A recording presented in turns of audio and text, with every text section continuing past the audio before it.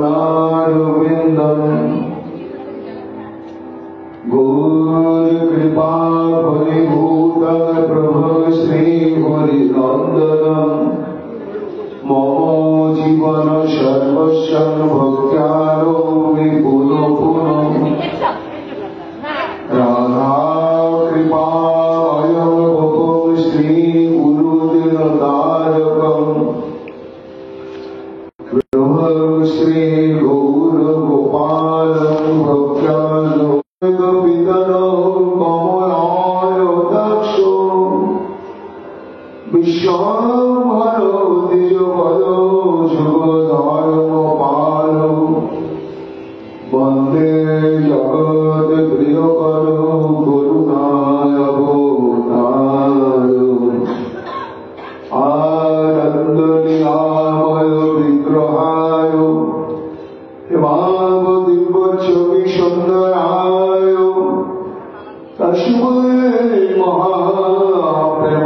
महाप्रेमरसप्रदाय चैतन्यचन्द्राय नमो नमस्ते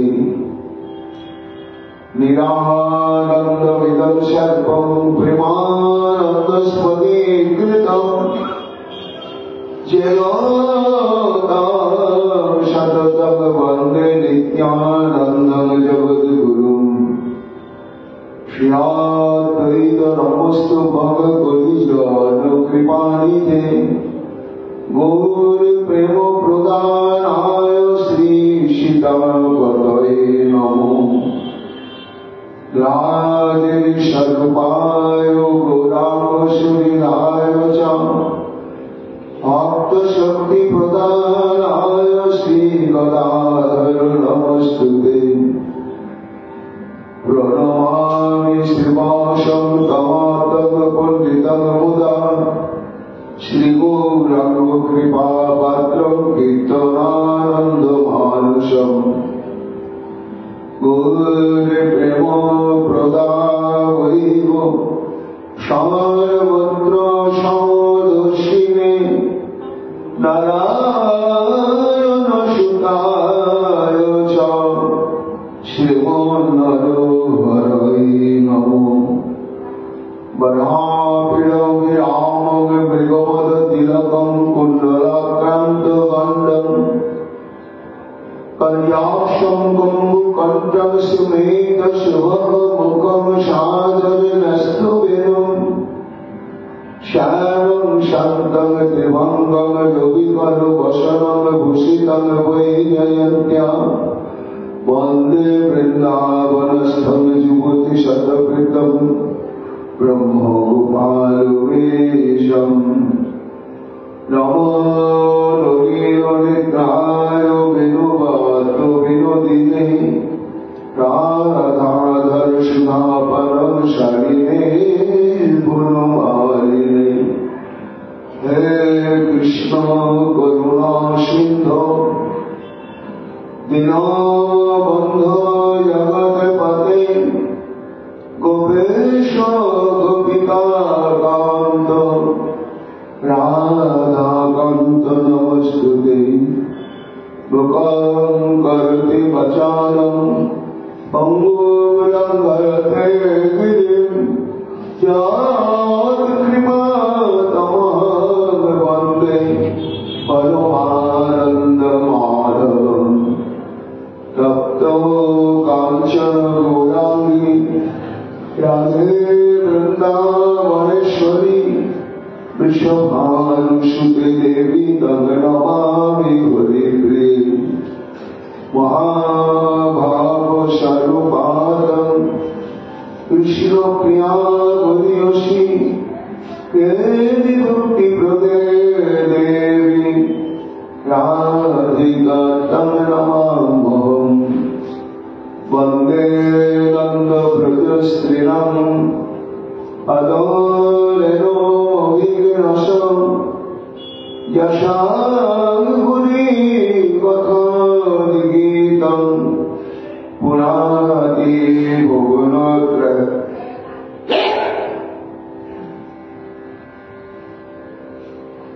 नमो धर्माय महते नमो कृष्णाय वेधसे ब्राह्मणेभ्यो नमस्कृत्य धर्मान् वक्षे सनातनम् नारायण नमस्कृत्य नरं चैव नरोत्तमम् देवी सरस्वती व्यासं ततो जयमुदीरयेत् व्यासं वसिष्ठनप्तारं सत्यत्वं पौत्रकर्मशं पराशरात्मजं वन्दे सुखदातं तपोनिधिं व्यासाय विष्णुरूपाय व्यासरूपाय विष्णवे नमो वै ब्रह्मविद्ये वसिष्ठाय नमो नमो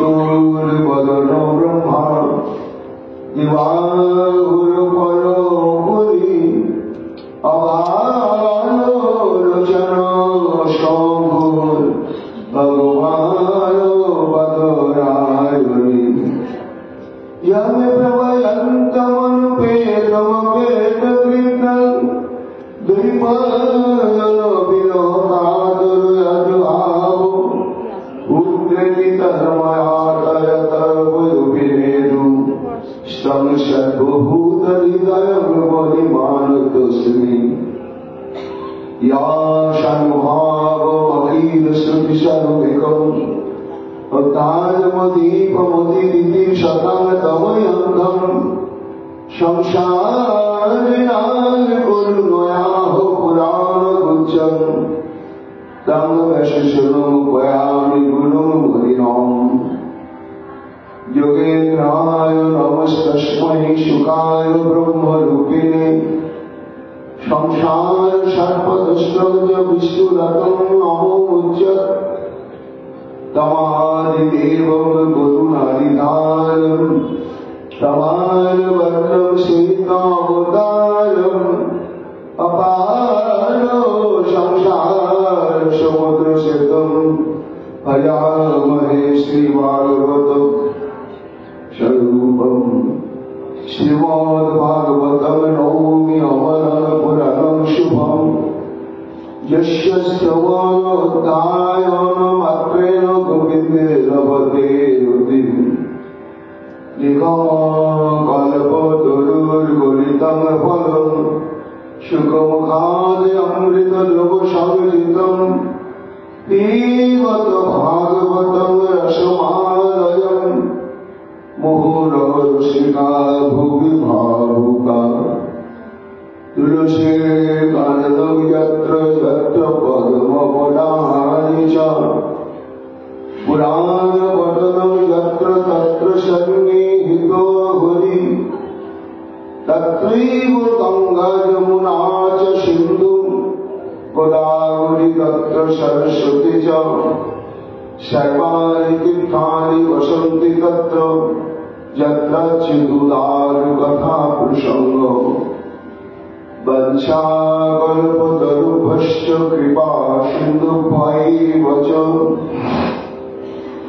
पतितानां पावनेभ्यो वैष्णवेभ्यो नमो नमो जय रूप सनातन भट्ट रघुनाथ श्री गोपाल भट्ट दास रघुनाथ भक्ति भरे बंदी छय गोसाईर चरण जहाँ वैदे विघ्न नाशे विष्णुपुरम जय गौर भक्तवृंद गौर जनेर प्राण सबे मिलित हो मोरे निताय गौर भक्तिदान निताय गौर हरि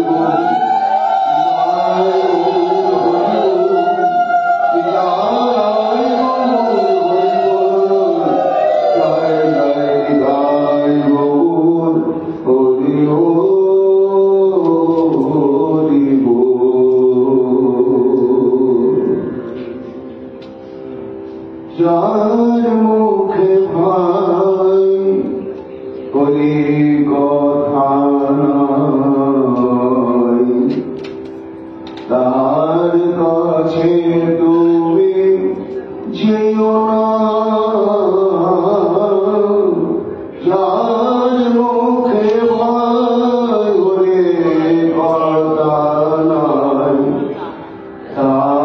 কাছে তুমি যেও না, যার মুখ দেখে ভুলে যাবে হরি, তার মুখ পানে যেও না, যার মুখে হরি কথা নাই, তার কাছে তুমি যেও না, কদিন রবে তুমি এ ভব মাঝার, অবিলম্বে করো যাহা করিবার, কদিন রবে তুমি এ ভব মাঝার, অবিলম্বে করো যাহা করিবার, কি আসে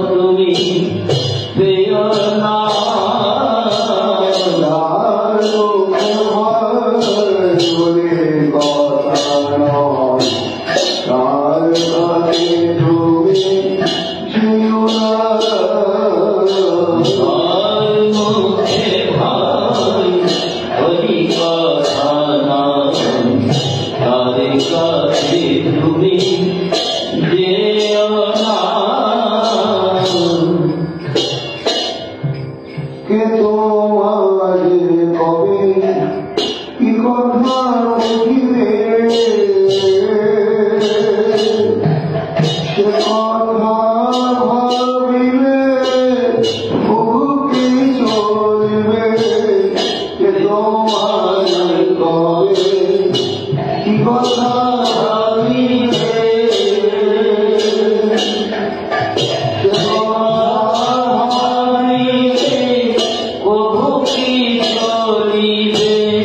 পথে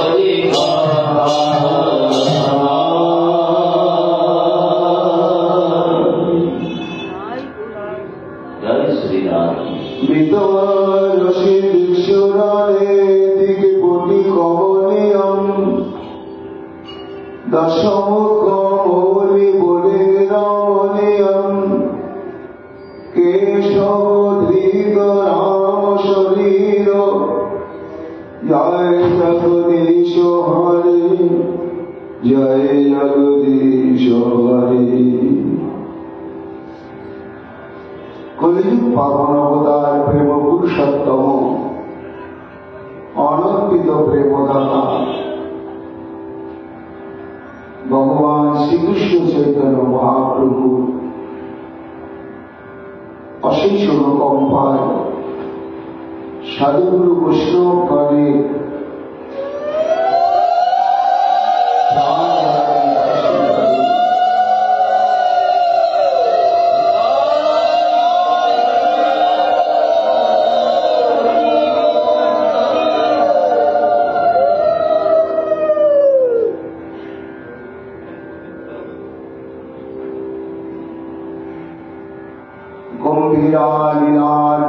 প্রকোষ্ঠে শ্রী চৈতন্য মহাপ্রভু যে নিরন্তর শ্রী গীত গোবিন্দ কাব্য সমানুচার সাধন করতেন, শ্রী মহাপ্রভুর আস্বাদিত শ্রী গীত গোবিন্দ গ্রন্থ এই নরহরি ধামে সেই নরহরি প্রাণ গৌরহরির সম্মুখে তাঁর প্রেতার্থে তাঁর চরণাশ্রিত ভক্তগণের সুখার্থে আমরা কয়েকদিন যাবৎ শ্রবণ কীর্তনে সৌভাগ্য লাভ করেছি। রসিকেন্দ্র মৌলী শ্রীঙ্গার রাজময় মূর্তি শ্রী গোবিন্দের এবং পরমাত্মের শ্রীমন্দির আধারেন উভয়ের যে উন্নত উজ্জ্বল রসাত্মক লীলা, বিশেষত এই লীলাতে অষ্টনায়িকা প্রকরণে 7টি নায়িকার ভাব দশা এবং শ্রী গোবিন্দের অবস্থান এই নিয়ে গীত গোবিন্দ কাব্য। সেই কাব্যের মূল বিষয়বস্তু বর্ণনের প্রারম্ভে নমস্কার মঙ্গলাচরণে সেই দশাবতার রূপধারী যে ধীর ললিত নায়ক আমার শ্রী গোবিন্দ, এটি সবার অন্তঃকরণে জানিয়ে দেওয়ার জন্যই কবিবর গ্রন্থারম্ভে এই 10 অবতার প্রশস্তি কীর্তন করছে।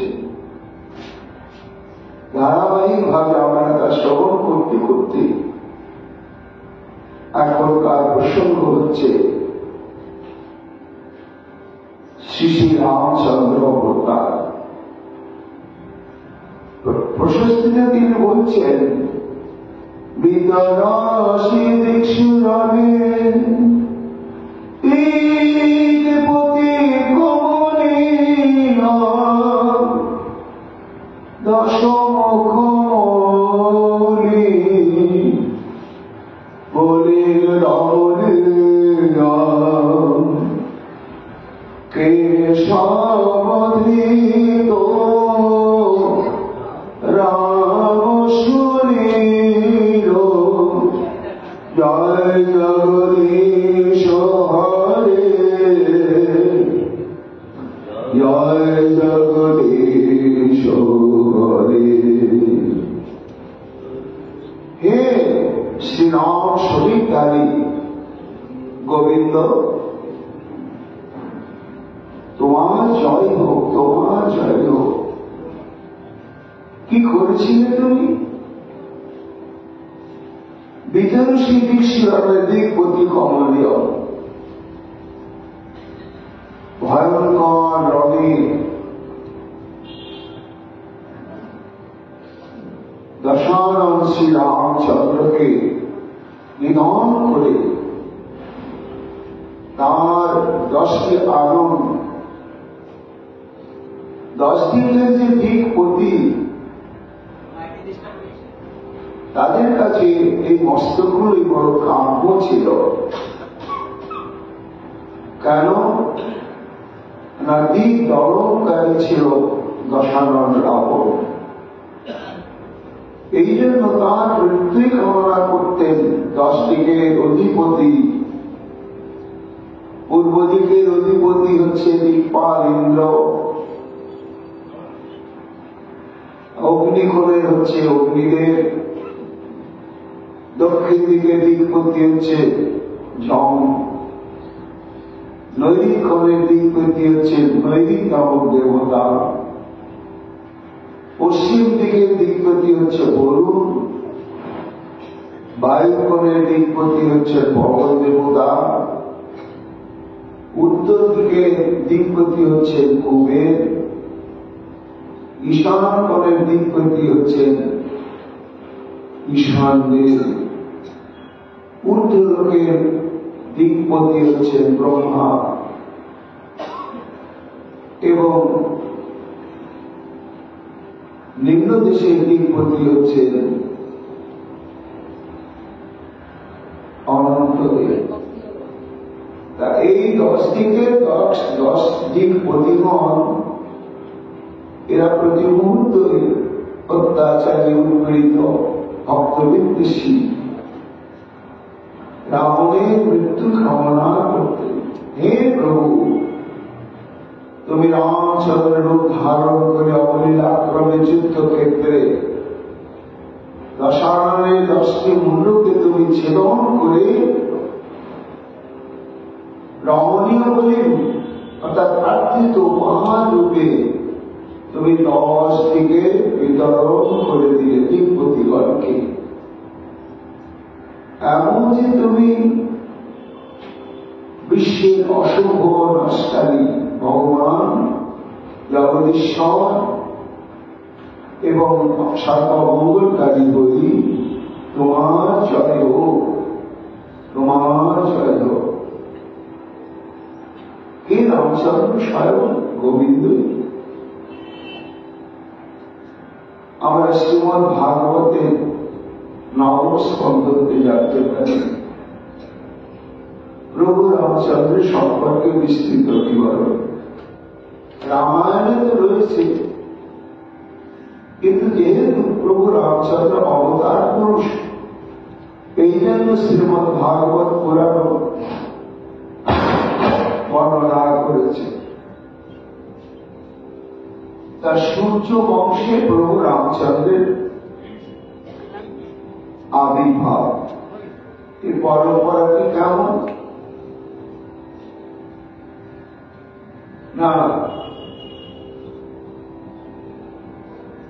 অদিতির গর্ভে বিবস্বান অর্থাৎ সূর্যদেবের জন্ম, তার পুত্র হচ্ছে বৈবস্বত মনু, তার পুত্র ইক্ষ্বাকু, তার পুত্র ভিক্ষুকি, তার পুত্র পুরঞ্জয়, তার পুত্র হচ্ছে অনেনা, তার পুত্র পৃথু, পৃথুর পুত্র যুবনাশ্য, যুবনাশ্যের পুত্র দেহাস্য, দেহাস্যের পুত্র হর্যস্য, তার পুত্র নিকুম্ভ, নিকুম্ভর পুত্র বরুণাস্য, তার পুত্র হচ্ছে কৃপাস্য, কৃপাস্যের পুত্র হচ্ছে সেনজিৎ, সেনজিতের পুত্র হচ্ছে যুবনাশ্য, তার পুত্র হচ্ছে মান্ধাতা,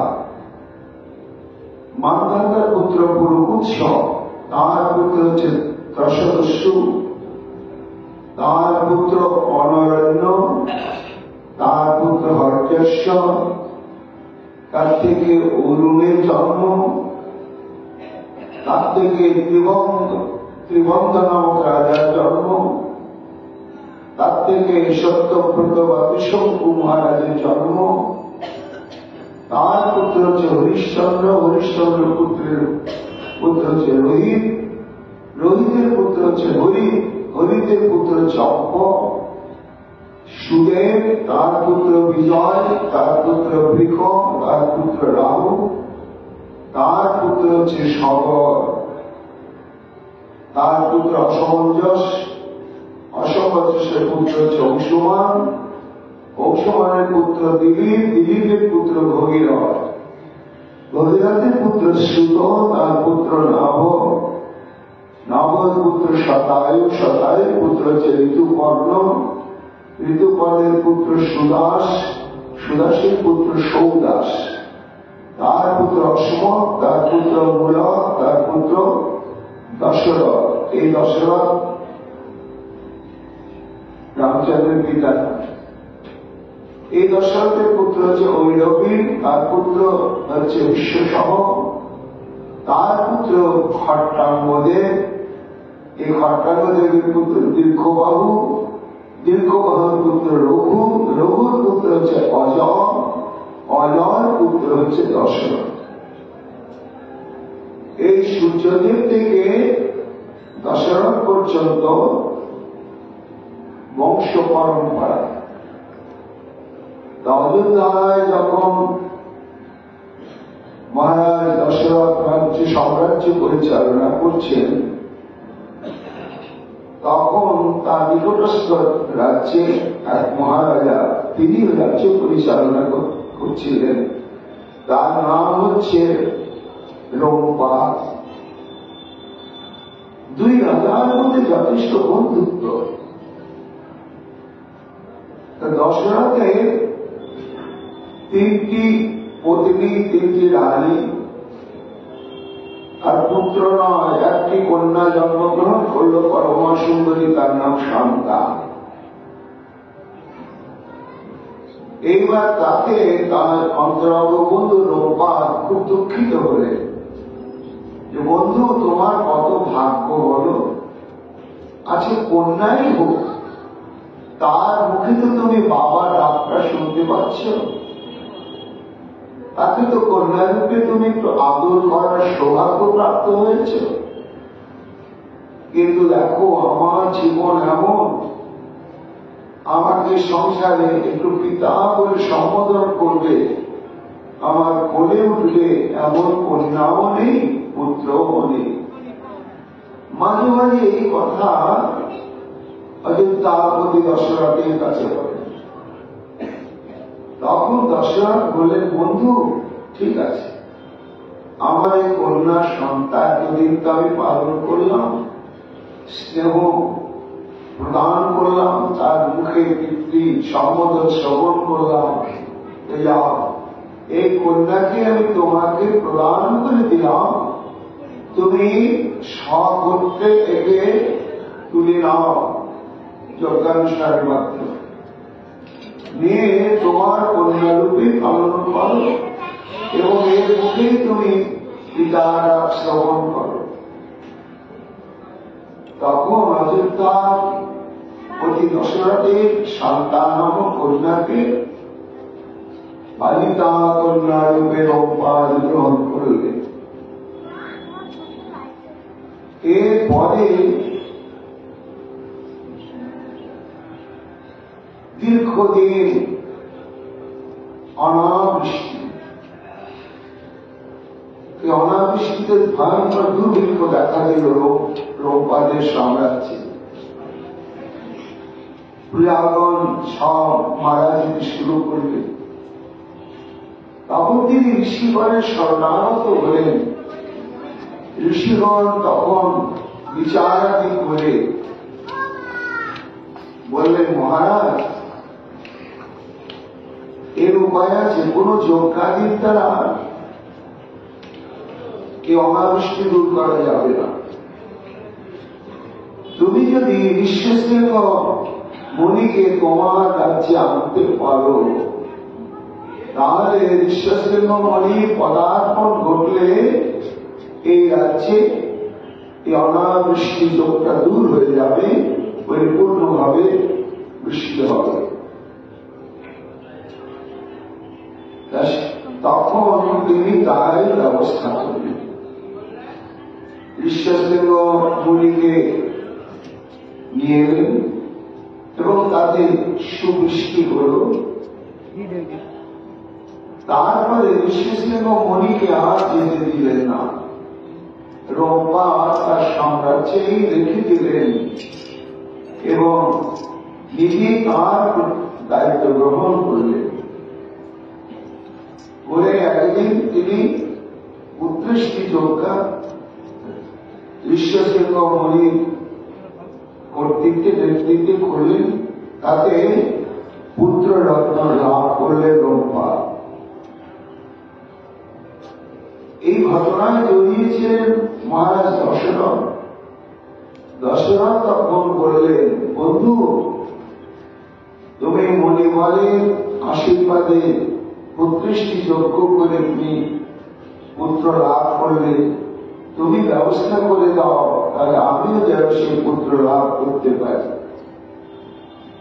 ভাগবতে বর্ণিত রয়েছে, তখন ঋষ্যশৃঙ্গ মণির দ্বারা মহারাজ দশরথ পুত্রেষ্টি যজ্ঞ অনুষ্ঠান করলেন এবং মুনির আশীর্বাদে তখন তার 3টি রানী গর্ভবতী হলেন এবং যথা সময়ে 4টি পুত্র রত্ন প্রসব করলেন।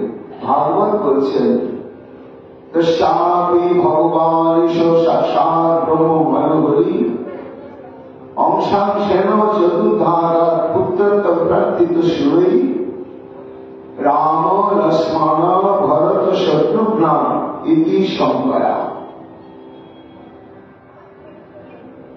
অর্থাৎ দেবগণের প্রার্থনায় দুষ্কৃতিকারীদের বিনাশের সংকল্প নিয়ে পরব্রহ্ম পরমাত্মা ভগবান স্বয়ং পরব্রহ্ম শ্রী হরি অংশাংশ রূপে 4 রূপ ধারণ করলেন। রামচন্দ্র, লক্ষ্মণচন্দ্র, ভরত এবং শত্রুঘ্ন। এই চতুর্থা 4টি স্বরূপে 3টি রানীকে অবলম্বন করে তারা অবতীর্ণ হলেন। জয় জয় ভগবান রামচন্দ্র কি, জয় জয় ভগবান রামচন্দ্র কি, জয় জয় ভগবান রামচন্দ্র কি। মাতা কৌশল্যার গর্ভে প্রভু রামচন্দ্রের আবির্ভাব, কৈকেয়ী মাতার গর্ভে ভরত আর সুমিত্রা মাতার গর্ভে লক্ষ্মণ ও শত্রুঘ্ন দেবের আবির্ভাব। দশরথের আনন্দ ধরে না। প্রভু রামচন্দ্রের বাল্যলীলা অদ্ভুত, জগৎ বহনকারী। লীলাতে কে না মুগ্ধ হয়। ক্রমে ক্রমে তারা বড় হতে শুরু করবে। একদিন বিশ্বামিত্র মুনি রাম এবং লক্ষ্মণকে নিতে এলেন।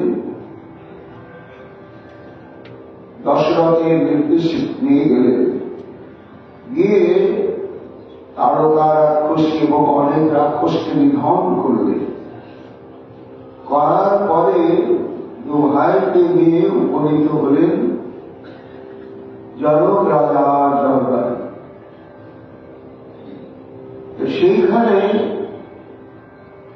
একটা বিশাল শ্রীমন মহাদেব কর্তৃক প্রদত্ত ধনু ছিল। কত বড় ধনু, তার ওজনটা কেমন ছিল ভাগবত বলছেন 300 জন সেই ধনুকে বহন করে স্থানান্তরে নিয়ে যেতে পারত। এত মহাভার এবং এত বিশাল। সেই হরধনুকে ভঙ্গ করে প্রভু রামচন্দ্র লক্ষ্মী স্বরূপা সীতা দেবীর পানি গ্রহণ করলেন। তারপরে প্রাসাদে ফিরে এলেন। এরপরে ঘটনা তো আপনারা সবাই জানেন। পিতৃসত্য পালনের জন্য প্রভু সীতাদেবীর সঙ্গে চললেন, লক্ষ্মণের সঙ্গে চললেন। তার বনে চললেন 14 বৎসর বনবাস জীবন। এইভাবে বনবাসী জীবনে একদিন ঘটনা ঘটল। রাবণের ভগ্নী শূর্পণখা মনে মনে কোন কার্য ব্যাপদেশে বিচরণ করতে করতে প্রভু রামচন্দ্রের রূপমাধুর্যে মুগ্ধ হয়ে যান এবং মুগ্ধ হয়ে গিয়ে তাকে প্রতিরূপে বরণ করার প্রস্তাবটি প্রদান করে। প্রভু রামচন্দ্র সেই আবেদন অস্বীকার করলেন। শুধু তাই নয়, তীক্ষ্ণ বাণের দ্বারা তার নাসিকা ছেদন করে কুরূপা করে দিলেন। কেন করলেন না? এই ত্রেতা যুগে তিনি যে প্রভু রামচন্দ্র রূপে অবতীর্ণ হয়েছেন, এই অবতারের স্বরূপটা হচ্ছে মর্যাদা পুরুষোত্তম। তারপরে ভগবান শ্রীকৃষ্ণ লীলা পুরুষোত্তম, আর কলি ভগবান হচ্ছেন প্রেম পুরুষোত্তম। তাই যে মর্যাদা পুরুষোত্তম প্রভু রামচন্দ্র তার এক পত্নী ব্রত, তিনি সীতা দেবী ছাড়া আর কোন রমণীর দিকে পত্নীর রূপে দৃষ্টি দেবেন না, যার জন্যই শূর্পণখার আবেদনকে মর্যাদা দিতে পারলেন না। তাকে কুৎসিত করে দিলেন কেন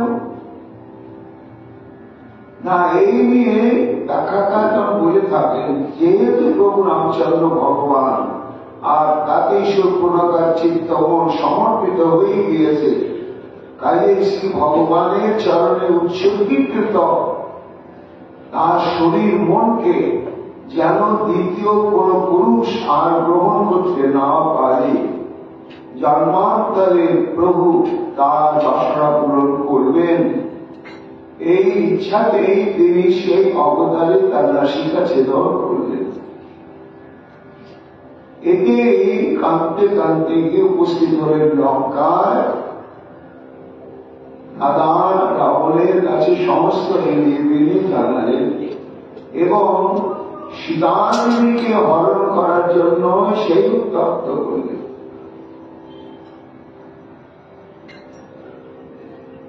তারপরে সীতা হরণ করলেন রামচন্দ্র, নিয়ে লঙ্কায় চলে গেলেন। এরপরে এক করুণ অধ্যায় শুরু হল প্রভু রামচন্দ্রের জীবনে। সীতা দেবীর অন্বেষণে লক্ষ্মণজিকে নিয়ে সমগ্র অরণ্য অঞ্চল পরিভ্রমণ করতে করতে করতে করতে পম্পা সরোবরের নিকটে এসে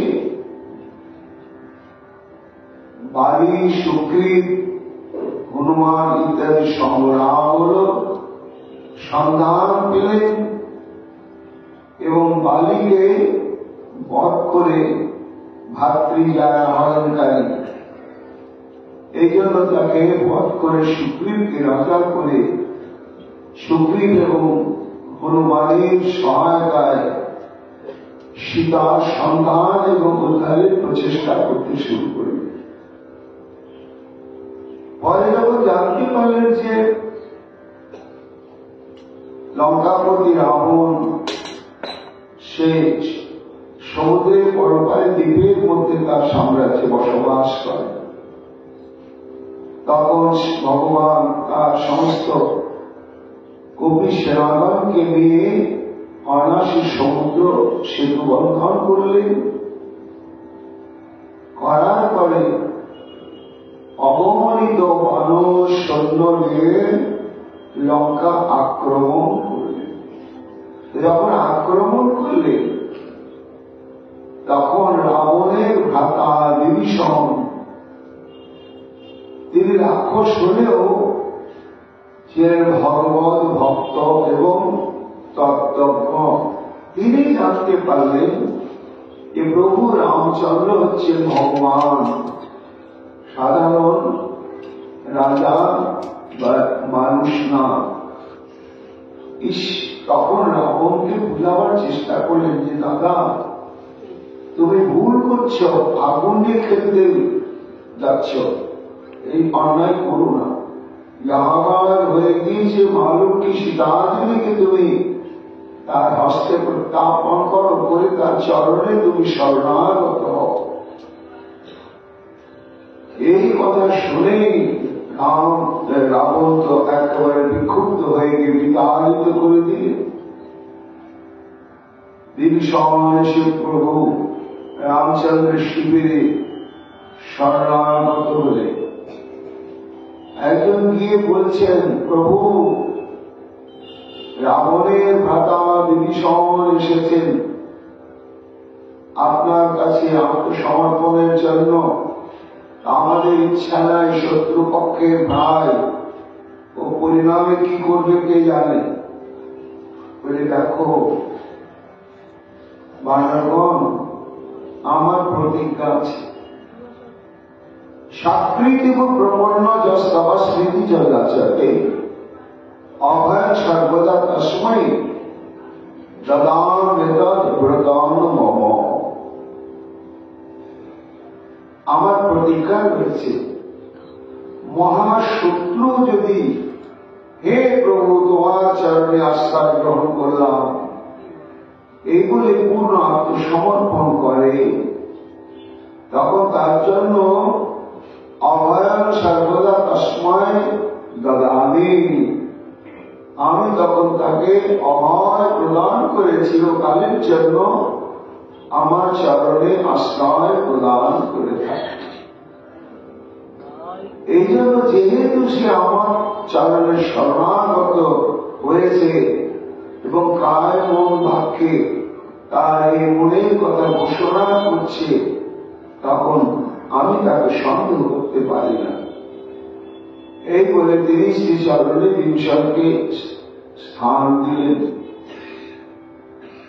তারপর সেতু বন্ধন হল, লঙ্কায় প্রবেশ করলেন প্রভু রামচন্দ্র। রাম রাবণের ভয়ঙ্কর যুদ্ধ আরম্ভ। তারপরে সেই যুদ্ধে দশানন রাবণ উদ্ধার হয়ে গেলেন প্রভু রামচন্দ্রের হাতে।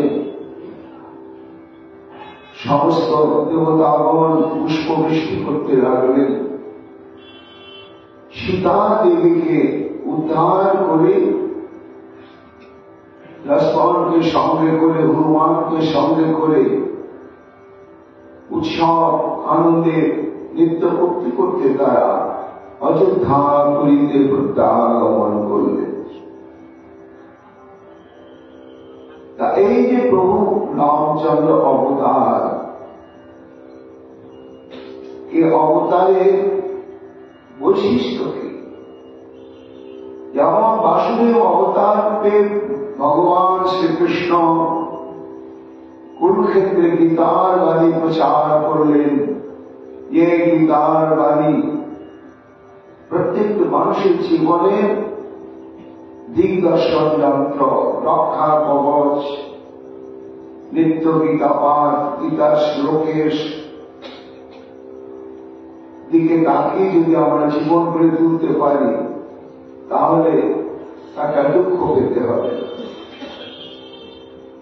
তেমনি প্রভু রামচন্দ্র এক সময় অদ্ভুত উপদেশ প্রদান করলেন, 9টি উপদেশ। এই 9টি উপদেশই হচ্ছে আমাদের প্রত্যেক বৈষ্ণবের পালনীয়, আচরণীয়, গাতব্য প্রসঙ্গ। কাকে উদ্দেশ্য করে প্রদান করলেন? না, পম্পা সরোবরের তীরে এক তপবন, সেই তপবনে বাস করতেন মতঙ্গ মুনি। তিনি রাম মন্ত্রে দীক্ষিত ছিলেন এবং রাম তত্ত্ববেত্তা। তার বড় বাসনা ছিল যে তার জীবদ্দশাতেই প্রভু রামচন্দ্র অবতীর্ণ হয়েছেন, তিনি প্রত্যক্ষভাবে দর্শন লাভ করবেন। কিন্তু পরবর্তীতে তার সেই সৌভাগ্য হয়নি। যাই হোক, সেই মতঙ্গমণিকে কেন্দ্র করে একটি ঘটনা আছে। তপবনের নিকটে বনের প্রান্তে শবরদের বাস। সেই শবর পল্লীতে এক শবর কন্যা সবরী, জন্মসূত্রে সে পরম ভক্তিমতী। তাই এই যে তাদের বংশী জীবিকা নির্বাহের উপায় হচ্ছে পশু হত্যা করা, তার চর্ম অস্থি মাংস বিক্রি করা, এবং এটাই তাদের জীবিকা। পশু হত্যা করে, পশুদের যে কদর্থনা দেয়, সহ্য করতে পারলেন সবই। তাই একদিন প্রতিবাদ করলে, বাবা এটা করতে চেয়েও না, বলে এটা তো আমরা এই কুলে জন্মগ্রহণ করেছি, তুই আমাকে জ্ঞান দিচ্ছিস, তুই আমাদের বংশে কাটতেই পারবে না, আমি তাই তো করে দিই। সবরী সে তো বনবাসিনী, একটা ঝুপড়ি ভেবে বনের ফলমূল সংগ্রহ করে জীবিকা নির্বাহ করে, আর তপবনে সাধুদের মুখনিসৃত ভাগবতী কথা শ্রবণ করে। শ্রবণ করতে করতে করতে করতে তার ভেতরে সেবা বাসনা জেগে উঠল। সাধু মুখে হরিকথা শ্রবণ করলে তো হবে না, সাধু সেবা করতে হবে। কিন্তু আমি তো অতি অস্পৃশ্য, সবরী আমার হাতে ছোঁয়া জল কোন সাধু সেবায় লাগবে না, তাহলে কিভাবে সেবা করতে পারি? অনেক ভেবে চিন্তে দেখলেন যে সেই তপবনবাসী সাধুগণকে জ্বালানি কাষ্ঠ সংগ্রহ করবার জন্য বনে বনে ঘুরে অনেক সময় নষ্ট করতে হয়। তখন তিনি চিন্তা করলেন যে আমিও তো বনবাসিনী, তা আমি যদি এইটুকুনি সেবা করে দিই তাহলে সাধুদের সময়টা অনেকটা বেঁচে যাবে, তারা গভীর ভাবে আরো জপ ধ্যান করতে পারবে এবং ভাগবতী কথা আরো বেশি বেশি করে বলতে পারবে।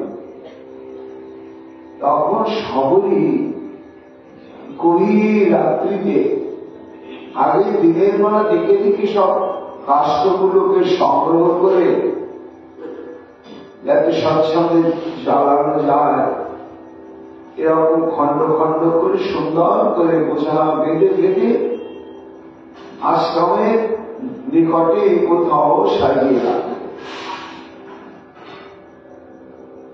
এখন সাধুগণ কাষ্ঠ সংগ্রহ বেরিয়ে দিয়েছে, আগে একেবারে শুকনো কাষ্ঠ সুন্দর করে এমন ভাবে বোঝা বেঁধে রাখা আছে আমাদের ব্যবহার করতে কোনো কষ্ট হবে না, আমাদের অনেক সময় বেঁচে গেল।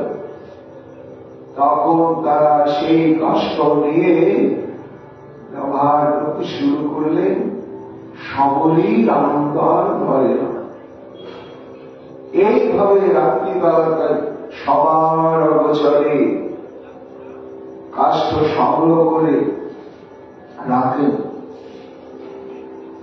আর দিনের বেলা প্রাণ করে সাধুগণের মুখনিসৃত ভাগবতী কথা শ্রবণ করে। কিছুদিন চলতে চলতে তখন সাধুদের মধ্যে একটা কানাঘুষা চলতে লাগলো। পরিকল্পিত ভাবে দিনের পর দিন এইভাবে কাষ্ঠ সংগ্রহ করে বোঝাবে যে কে রেখে যায়। এটা দীর্ঘদিন ধরে চলছে, কিন্তু কে কখন রাখে এটা আর উদ্ধার করাই যাচ্ছে না, দেখাই যায় কখন রাখে। তখন তপবনবাসী মতঙ্গ মুনি তিনি বিষয়টিকে খুব গুরুত্বপূর্ণ ভাবে গ্রহণ করলেন, করে কে এই কাজটি করছে তা জানবার জন্য তখন তিনি তার যে ভজন কুটির সে ভজন কুটিরের ভেতরে শয়ন না করে ভজন কুটিরের বাইরে বারান্দায় শয়ন করতে লাগলেন। আর সারা রাত্রি নিদ্রার ভান করে পড়ে থাকেন বটে, কিন্তু জেগেই থাকে। একদিন রাত্রি 2:30টা দেখছেন সকলই ওই কাষ্ঠগুলোকে সংগ্রহ করে করে এনে সুন্দর করে সেগুলোকে যাতে জ্বালানোতে সুবিধা হয় খন্ড খন্ড করে রাখছে, আর বুকে ধুচ্ছে আর হাওয়াও করে কাঁদছে। অস্পৃশ্য চন্দ্রালী নামে যদি বনে শুকনো কাষ্ঠ হতাম, সাধুদের স্পর্শ পেতাম এবং সেবায় লাগতাম। চোখের জলে ভিজে যাচ্ছে। মতঙ্গ মনি হৃদয় বিগলিত হয়ে গেল। করুণায় দ্রবীভূত হল তার অন্তঃকরণ। তিনি ফিরতে পারলেন। ধীরে ধীরে উঠে পড়ে এগিয়ে গেলেন। সবরই ধরা পড়ে গিয়েছে। সবরই মতঙ্গ মুনির কাছে হঠাৎ হত্যা করে কাঁপছে। হয়তো এখন অভিশাপ দিয়ে দেবে, চন্দ্রালিনী হয়তো এইভাবে কাষ্ঠকে রেখে যাস, আর সেই কাষ্ঠকে আমরা যজ্ঞাদি এবং ভোগ রচনায় কাজ করি, এই বলি হয়তো আমাকে অভিশাপ দেবে। হঠাৎ করে কাঁপছে আর ভুলুণ্ঠিত হয়ে পড়ে ক্ষমা চাইছে। মতঙ্গ মনি বললেন, মা তুমি আতঙ্কিত হইও না, তোমার সাধু সেবার নিষ্ঠা ব্যর্থ হবে না। যাও তুমি ওই অদূরে একটি নদী রয়েছে, তাতে স্নান করে এসো, আমি তোমাকে শিক্ষা প্রদান করি। সবরই আনন্দ আর ধরে না। জীবনে যেন একটা নতুন অধ্যায় শুরু হতে শুরু হল। স্নান করে এলেন। মতঙ্গ মুনি তাকে প্রভু রামচন্দ্রের মন্ত্র প্রদান করলেন। প্রদান করে জপ ধ্যান হাতে নাতে শিখিয়ে দিলেন। শিখিয়ে দিয়ে বললেন, মা তুমি যেভাবে সাধু সেবা করছো করো, আর এই মন্ত্র তুমি নিয়মিত জপ করবে, আর তোমার চরম সৌভাগ্য। আমি জানি প্রভু রামচন্দ্র বনবাস অবস্থায় রয়েছেন। সীতাজির অন্বেষণ করতে করতে তিনি এই সমস্ত অঞ্চলে শুভ পদার্পণ করবেন। তখন তুমি তার দর্শন লাভ করবে। আর যদি তোমার সৌভাগ্য থাকে তুমি তার সেবাও করবে। কিন্তু মা, আমার বড্ড ইচ্ছা ছিল, কিন্তু আমার আয়ুষ্কাল ততদিন থাকবে না। এই বলে অনেক আশীর্বাদ করলেন সকলকে। তারপরে সত্যি সত্যি মতঙ্গ মুনির অন্তিম কাল ঘনিয়ে এলো। তখন তিনি দেহ রক্ষা করলেন। এই সবরীকে দীক্ষা দেওয়ার কেন্দ্র করে তপবনবাসী যে সমস্ত অল্প বয়স্ক মুনিরা ছিলেন, তারা খুব প্রভাবিত হয়ে গেলেন। এত বড় স্পর্ধা, তার মতো বৃক্ষ মুনিবর হয়ে একটা চন্দ্রালিনীকে দীক্ষা দিলে, এই কি অন্যায়? এই অন্যায় মেনে নেওয়া যাবে না। হয় আমাদের কাছে ক্ষমা চাইতে হবে, আর না হয় আমরা ওকে চিরকালের জন্য বর্জন করব। মতঙ্গ মুনি হাসলেন, বুঝালেন, দেখো যেই ভজে সেই বড় অমত্তহীন সার, হরি ভজনে নাহি জাতি কুলাদি বিচার। তো শাস্ত্রই বলেছে जाति पाति वही करिए, यहाँ है वर्ण विचार। तुलसी कहे हरि भजन बिना चार जात चार। यदि ब्राह्मण वैदिक ब्राह्मण वेद मतो तार वेद माता गायत्री जपादी करे ब्राह्मणेर कृत्य कर्म सब समाधान करे, किंतु कृष्ण मंत्र ग्रहण करले ना, कृष्ण भजन करले ना, ताहले चतुर्वर्णाश्रमे यदि कृष्ण नामे भजे गौरवेर मते वर्णाश्रम धर्म অনুশীলন করে নরকে যেতে হয়। তাই আমি তো ভুল করিনি, হরি ভজনের অধিকার সবই আছে, সবারই আছে। যুক্তি তর্ক শাস্ত্রের সিদ্ধান্তে তারা মেনে হেরিয়ে গেবে, কিন্তু মনের দিক থেকে এটা মেনে নিতে পারবে। একদিন একটা ঘটনা ঘটল, শহরের উপরে তাদের চাতক সৃষ্টি হয়ে থাকে। একদিন নিকটস্থ নদীতে মুনিগণ একটা নির্দিষ্ট ঘাটে স্নানে নেমেছেন, আর ঘাটির দিকে অনেক দূরে দৈবক্রমে সেই ঘরের শহরেও স্নান করতে নেমেছে।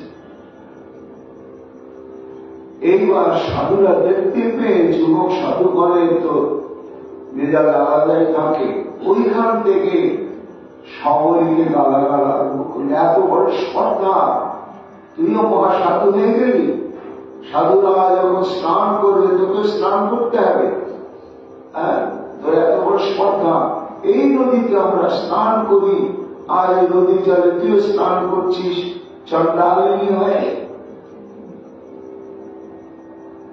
শহরে বলছেন, দেখুন আমি তো ঘাটের দিকে রয়েছি,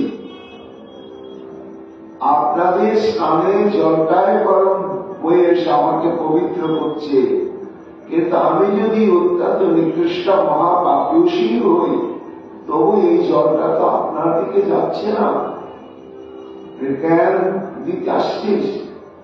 তর্ক বিতর্ক হতে হতে উদ্ধত এক সাধু একটা পাথরের টুকরো ছুঁড়ে মারল, সবরীর শরীরে গিয়ে একটা ক্ষতের সৃষ্টি করলে রক্তপাত হল, আর কয়েক ফোঁটা রক্ত গিয়ে যে নদীতে পড়ল, সঙ্গে সঙ্গে নদীর জল রক্তময় দূষিত দুর্গন্ধময় হয়ে গেল। সেই দিন থেকে নদীকে আর ব্যবহারযোগ্য থাকল না। এবার সাধুগণ ভাবেন এটা সবরীর পাপের জন্য এরকম হল, আর আরো গালাগাল করতে শুরু করলেন। কিন্তু সবরী তো সে ভ্রুক্ষেপ নেই, বৃক্ষ যেমন কাটিলেও কিছু না বলা হয়, শুকায় মরিলে তবু পানি নামা হয়, যেই যে মাঝে তার দেয় নিজ ধমন গর্ব বিশ্বয় করে আনের রক্ষণ, উত্তম হইয়া কৃষ্ণ ভাবে নীল অভিমান, জীবের সম্মান দেবে জানি কৃষ্ণ প্রতিষ্ঠান। এই তো স্বভাব। এইভাবে চলতে চলতে মতঙ্গ মুনি সমাধি গ্রহণ করলেন এবং যে আসনে তিনি নিত্য বসে অধ্যয়ন করে সিদ্ধি লাভ করেছেন, সবরীকে বললেন আমি দেহ রক্ষা করার পরে তুমি এই আসনে বসেই অধ্যয়ন করবে, আর প্রভু রামচন্দ্র আসবে, তুমি তাকে দর্শন করবে এবং সেবা করবে। আমার ভাগ্য হল সমাধিস্থ করলেন। ক্রমে ক্রমে রাম নিষ্ঠা বাড়তে লাগলেন। প্রভু আসবেন, গুরুদেবের মুখে তার রূপ তার মহিমার কথা শ্রবণ করতে করতে সবরীর অন্তর্বাহী সব যেন প্রভু রামচন্দ্রময় হয়ে গেল। ক্রমে ক্রমে অনুরাগ বাড়তে শুরু করলেন। প্রভু যদি আসেন তাহলে আমি সেবা করবো কি করে? তখন বনের ফল সংগ্রহ করে আর চেকে চেকে দেখে ফলগুলো কত মিষ্টি, যেগুলো খুব মিষ্টি নয় সেগুলো ছুঁড়ে ফেলে দেয়, আর যেগুলো অত্যন্ত সুমিষ্ট সেই একটু ফল সব স্তূপীকৃত করে রাখতে। সেই কুটিরে প্রবেশের পথটা প্রত্যেক দিন ফুল দিয়ে আস্তিত করে দেয়। সারা রাত্রি পদপানে চেয়ে রাম গুণগান করে। প্রভু যদি আসেন এইভাবে যখন উন্নয়ন বাড়তে বাড়তে বাড়তে বাড়তে চরম পর্যায়ে গিয়ে পৌঁছাল, সত্যি সত্যি প্রভু রামচন্দ্র লক্ষ্মণজিকে সঙ্গে করে নিয়ে চিত্রকূট পর্বতকে পরিভ্রমণ করতে করতে করতে করতে সেই অঞ্চলে উপস্থিত হলেন। তিনি তো সর্বান্তর্যামী ভগবান, তিনি অন্তরে অন্তরে আকৃষ্ট হয়ে পড়েছেন সকলেই। গভীর রাত্রি পদপানে চেন সকলেই রাম গুণগান গাইছেন। এমন সময় ভগবান উপস্থিত, সকলেই গান শুনে চোখে ভগবানের কণ্ঠনিঃসৃত অমৃতময় গান, ভিতর বাহির অন্তঃকরণ একবার স্নিগ্ধ সুশীতল হয়ে গেল। প্রেমানন্দের অঙ্গ প্রত্যঙ্গ শিহরিত হয়ে উঠল। নয়ন মেলে তাকিয়ে দেখছেন তার সাধনার ধন প্রভু রামচন্দ্র। কি জ্যোতির্ময় রূপ আর প্রেমে করা তবুখানি। তার পেছনে পেছনে আসছেন লক্ষ্মণজি। স্বাগতম জানি সকলেই আশ্রমে নিয়েছে পত্রাসনে বসতে দিলেন। তারপরে এক মৃগ ভাণ্ড নিয়ে সে প্রক্ষালন করে নিয়ে প্রভু রামচন্দ্রের চরণ চন্দনে চর্চিত করলেন। সে অঙ্গ পণফুলের মালায় বিভূষিত করলেন। সেই প্রসাদী দ্রব্যে লক্ষ্মণজিকেও সেবা করলেন। করার পরে এবার বলছেন, প্রভুজি তুমি তো অনেক পথ ভ্রমণ করতে করতে এসেছো, ক্ষুধার্ত হয়ে পড়েছ, কাকালীন সবরই আর কি দেবে তোমাকে এই রামপ্রভু? সে উচ্ছিষ্ট ফল প্রভু রামচন্দ্রের হাতে যখন দিচ্ছেন তখন লক্ষ্মণজি দেখছেন, আরে এ তো কামড়ে দিয়েছে, তো কামড়ের দাগটা প্রত্যেকটা ফলে ফলে লেগে আছে। ছি ছি ছি ছি। কিন্তু প্রভুর দিকে তাকিয়ে কিছু বলতে পারছেন না ভয়ে।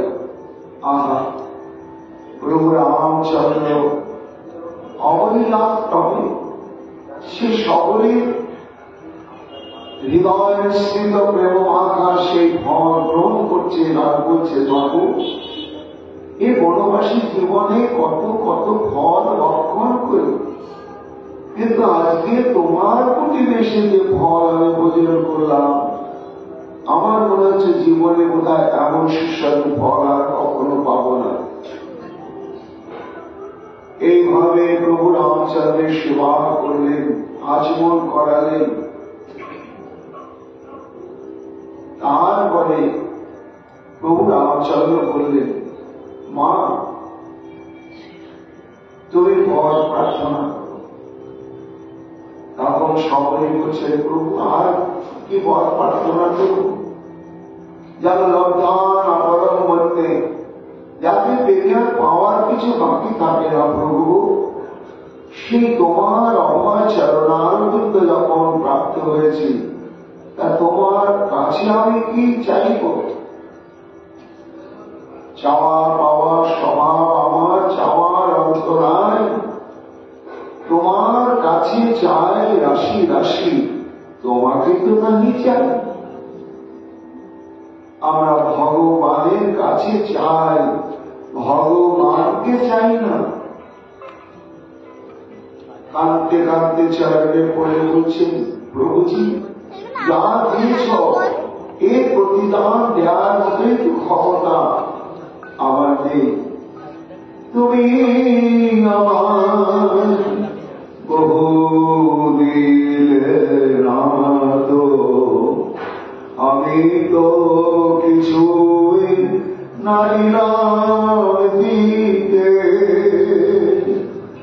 সারাটি জীবন ভিখারির মতো, সারাটি জীবন ভিখারির মতো নিলাম দুটি হাত পেতে। তুমি আমার বহু দিনের রাত, আমি তো কিছুই নাইলাম দিতে। যা দিয়েছ প্রভু এর বিনিময় তো দেওয়ার সামর্থ্য নেই, কি দিয়েছি মাগো? সুন্দর দেহ ইন্দ্রিয় গণ, তুমি হৃদয়ে দিয়েছ রে মরত। সুন্দর দেহ ইন্দ্রিয় গণ, হৃদয়ে দিয়েছ রে মরত। নহে তো আমার সবই যে তোমার, নহে তো আমার সবই যে তোমার, যুগল চরণে সেবায় লাগাতে। তুমি আমার বহু দিলের নাথ, আমি তো কিছুই নাইলাম দিতে। সত্য দেহ দিয়েছ প্রভু, দেখে একটা মানুষ অন্ধ, তখন ভাবি তোমার কত দয়া। ওইরকম যদি অন্ধ হতাম তাহলে তোমার এই মূর্তিখানি দর্শন পেতাম না। তাই তুমি আমায় অন্ধ করনি, বিকলাঙ্গ করনি, পঙ্গু করনি, আবার হৃদয় দিয়েছ, মন দিয়েছ, তাতে তোমার ভালোবাসার জন্য প্রেম সম্পদ দিয়েছ। এই প্রেম বস্তুটি তো 14 গোষ্ঠীর জন্য নয়, তোমার জন্য প্রভু। এই যে প্রেমটা তুমি দিয়েছ এর প্রতিদান কি? তাই আর বর নয়, দিয়ে দিয়ে কেন লালসা বাড়াও। তুমি অনেক দিয়েছ, সব কেড়ে নাও। দিয়ে দিয়ে কেন লালসা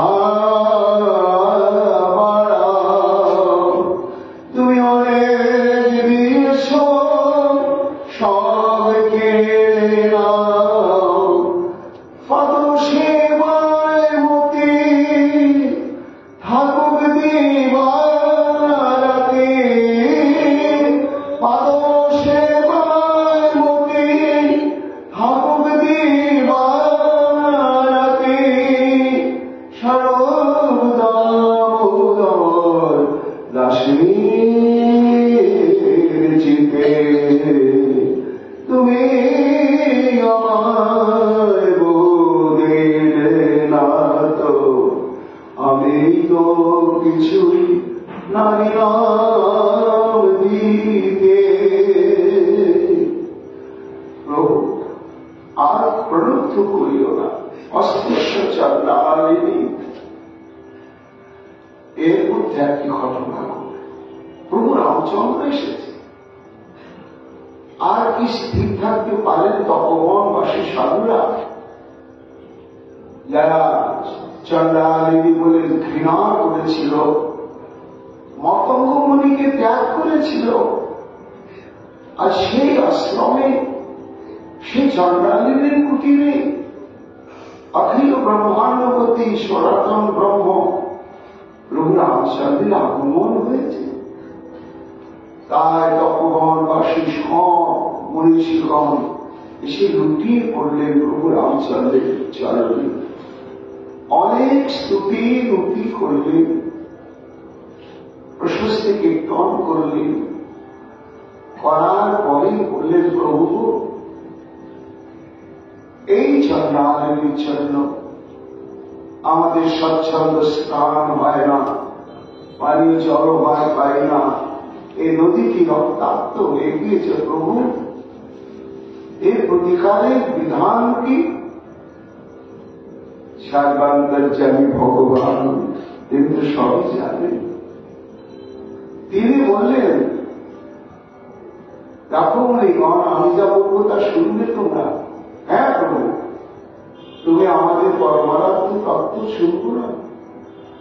তাহলে এই শবরীর চরণ ধৌত করে নিয়ে সে জলটা তোমরা নদীতে গিয়ে দিয়ে দাও।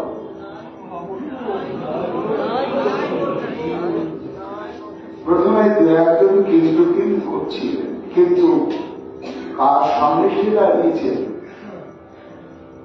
যাকে দর্শন করার মাত্রে ভিত্ততে হৃদয় গ্রন্থি সিদ্ধতে সর্বসংশয়া ক্ষিয়ন্তে যশ কর্মণি দস্মিন বিষ্ণু পরাপর, সেই তত্ত্ববস্তু সামনে এসে দাঁড়িয়েছে। কাজে তাদের অন্তঃকরণের সব ভেদ জ্ঞান, সংশয়, দ্বিধা সব চলে গেল। দৈন্যের উদয় হল, তারা কাঁদতে লাগলেন এবং শবরীর পদধৌত জল নিয়ে গিয়ে সেই রক্তাক্ত নদীতে যেই প্রদান করলেন, অলৌকিক ঘটনা ঘটল। প্রভু রামচন্দ্রের অবস্থিতিতে সেই জল আমার পূর্বের তার শরীর মল হয়ে গেল। ভক্তের মহিমা ঘোষিত হল। সবই বললেন, প্রভু কোন বর চাই না, কিছু তো চাইবে না, কিছু না চাইলে আমার কষ্ট হচ্ছে। চাইতে যদি হয় প্রভু, তাহলে তুমি আমাকে এমন কিছু উপদেশ দাও যেটি হবে অমূল্য রতন, আর সেই উপদেশকে নিয়ে জগৎ সংসার তোমার কৃপা প্রাপ্ত হবে প্রভু। তখন প্রভু রামচন্দ্র বললেন, হ্যাঁ মা, এটা হতে পারে। তাহলে শোনো, নবধা ভগবতী কৌমতেহি পাহি, সাবধান শুনো ধরো মনোমাহি। মা, আমি তোমাকে 9টি ভক্তির অঙ্গ বর্ণনা করছি, উপদেশ করছি। তুমি সাবধানে সর্বান্তঃকরণে গ্রহণ করবে। সাবধান করলেন কেন? সাবধানে শোনা, গুরুর উপদেশ, সাধুর উপদেশ সাবধানে শোনা কাকে বলা হয়? না, গুরুদেব বললেন, একটা দৃষ্টান্ত বলছি যে গুরুদেব বললেন, আজ থেকে যতদিন বাঁচবে মিথ্যে কথা বলবে না। সেদিন থেকে যদি আমি যাতে মৃত্যু এসে দাঁড়া আর যাতে বিপদ আপদ প্রলোভন যাই আসুক, আমি মিথ্যে কথা বলা ছেড়ে দিলাম। তাহলে বুঝতে হবে গুরুদেবের আদেশটা আমি সাবধানে শ্রবণ করেছি।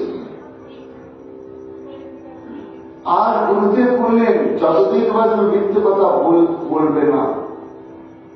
হ্যাঁ, চেষ্টা করবো গুরুদেব, কিন্তু মনে মনে বলছি এতদিন বাঁচবো, ছোটখাটোকে মিথ্যে কথা না বলে চলাফেরা করা যাবে? এই শ্রবণকে বলা হচ্ছে সাবধানে শোনা নয়। সে কথাই প্রভু রামচন্দ্র বলছেন, আমি যে 9টা ভক্তি উপদেশ তোমাকে দেব, তুমি সেটি যেন অক্ষর অক্ষর অক্ষরে পালন করতে পারো, এই দৃঢ় বিশ্বাসকে তুমি শ্রবণ করো। এই বলে 9টি উপদেশ দিচ্ছে। প্রথম ভগবতী সন্তনহু কর সঙ্গা, প্রথম ভক্তির কথা বলছেন সবরই। প্রত্যেক মানুষের ভক্তির প্রথম অনুশীলনের বিষয় হচ্ছে সাধু সঙ্গ, অন্য কিছু না। দীক্ষা শিক্ষা জপ তপটা অনেক পরের কথা, আগে সাধু সঙ্গ করতে হবে। সাধু কেমন করে চিনব না, সাধু চেনার পথকে একেবারে ভগবান শ্রীকৃষ্ণ গীতায় স্পষ্ট করে বলে দিয়েছে।